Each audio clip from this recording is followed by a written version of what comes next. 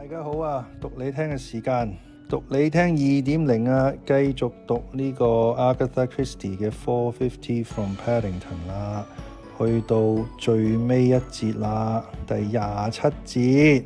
咁啊，上一節咧就講到有個好震撼嘅信息啦，就係呢個兇手咧被 Mrs. McGillicuddy 認出咧，竟然就係 Dr. Quimper， 而呢一個死者咧就唔係呢個馬天喎，竟然咧就係 Dr. Quimper 嘅妻子喎。咁究竟係一個咩回事咧？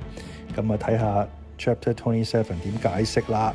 So you see, said Miss Marple, it really turned out to be, as I began to suspect, very, very simple. The simplest kind of crime. So many men seem to murder their wives. Mrs. McGillicuddy looked at Miss Marple and Inspector Craddock. I'd be obliged, she said.If you put me a little more up to date.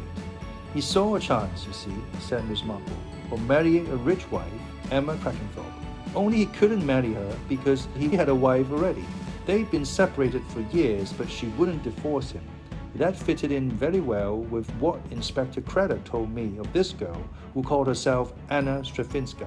She had an English husband, so she told me of her friends, and it was also said she was a very devout Catholic.Dr. Quimper couldn't risk marrying Emma bigamously, so he decided, being a very ruthless and cold-blooded man, that he would get rid of his wife. The idea of murdering her in a train and later putting her body in a sarcophagus in the barn was really rather a clever one. He meant it to tie up, you see, with the Crackenthorpe family. Before that, he'd written a letter to Emma, which purported to be from the girl Martine, whom Edmund Crackenthorpe had talked of marrying.Emma had told Dr. Quimper all about her brother, you see. Then, when the moment arose, he encouraged her to go to the police with her story. He wanted the dead woman identified as Martine. I think he may have heard that inquiries were being made by the Paris police about Anna Stravinska, and so he arranged to have a postcard come from her from Jamaica. It was easy for him to arrange to meet his wife in London.To tell her that he hoped to be reconciled with her and that he would like her to come down and meet his family. We won't talk about the next part of it, which is very unpleasant to think about. Of course, he was a greedy man. When he thought about taxation and how much it cuts into income, he began thinking that it would be nice to have a good deal more capital. Perhaps he'd already thought of that before he decided to murder his wife.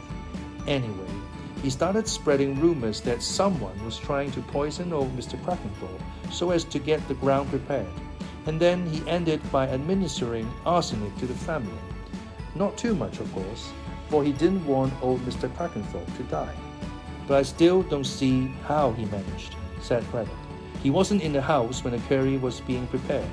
Oh, but there wasn't any arsenic in the curry then, said Miss Marple.He added it to the curry afterwards when he took it away to be tested.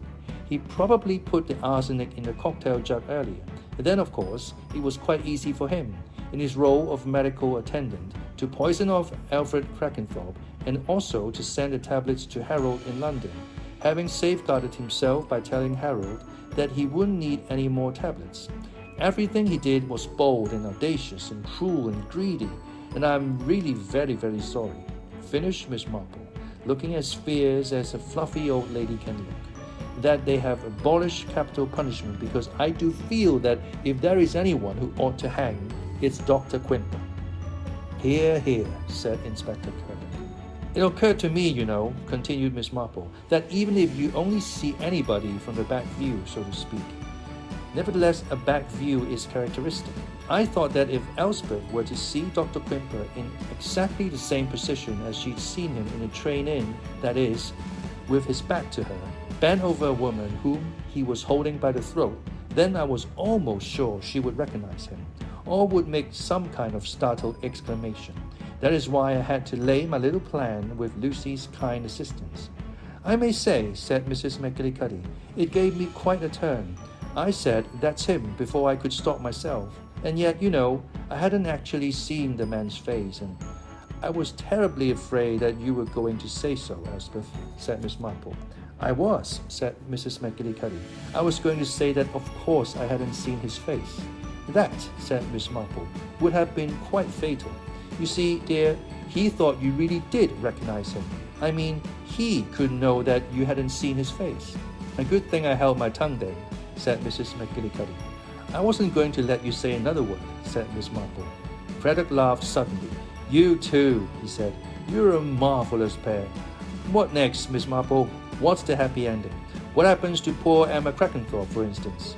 She'll get over the doctor, of course, said Miss Marple. And I dare say, if her father were to die, and I don't think he's quite so robust as you think he is, that she'd go on a cruise or perhaps to stay abroad like Geraldine Webb. And I dare say something might come of it. A nicer man than Dr. Quimper, I hope. What about Lucy Iresbarrow? Wedding bells there too? Perhaps, said Miss Marple. I shouldn't wonder. Which of them is she going to choose? Said Dermot Craddock. Don't you know? Said Miss Marple. No, I don't, said Craddock. Do you? Oh, yes, I think so, said Miss Marple. And she twinkled at him. 好迅速咁樣就完咗啦。最尾就係兩位女士啦，同埋呢個探員啦。我諗離開咗現場之後嘅對話啦，就交代咗所有人物之後嘅發展啊。咁啊，有一種好強烈嘅作者自己喺度解畫嘅味道啦。作者代入咗 Miss Marple 呢個角色就喺度解畫啦，即係話俾你聽呢個會點啊，嗰個會點啊。哪怕呢啲事情都係尚未發生嘅。咁亦都話咗俾我哋知呢個兇手Dr. Quimper 佢殺人嘅動機啦，佢點樣犯案啦，同埋 Miss Marple 點樣好機智咁樣阻止咗 McGillicuddy， 透露咗佢其實唔知道兇手係咩樣啦，但係都足以令到呢個兇手咧自爆450 from Paddington 就係一個咁樣嘅兇殺案殺妻嘅故事。OK， 今日就同大家分享到呢度啦，我哋下一次咧都應該會繼續分享多一個 A.Christie 嘅故事嘅，希望大家中意啊！